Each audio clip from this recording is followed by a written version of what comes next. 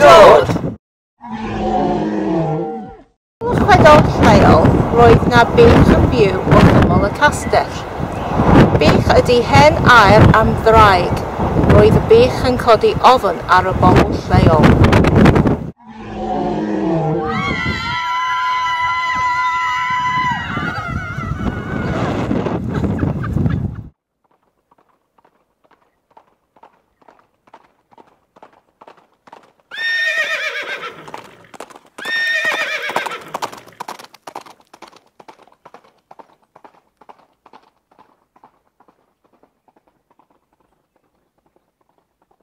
Yn lwcus iawn, roedd nawr o ddyn yn byw yn y dre o'r enw Sion y Bodiau, achos roedd gyda fo ddau fawd ar y ddwy law.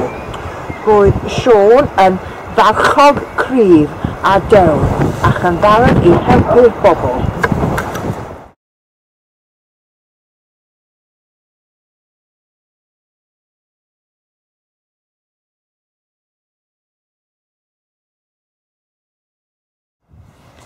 Un noson, pan oedd y bech yn cysgu, ddoth Sion y Bodiau ar ei cefl efo cleddyf enfawr yn ei law.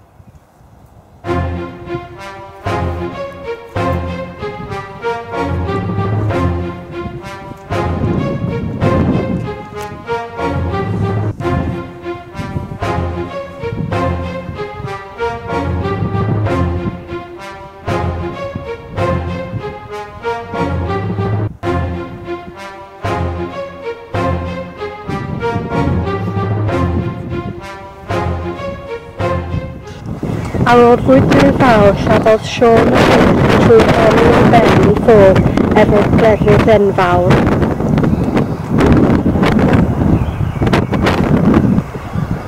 Rhedodd Sion i lawr i'r dre i ddangos pan y bech i'r bobl. Roedd y pobl yn dathlu ac yn gweud i dim bech.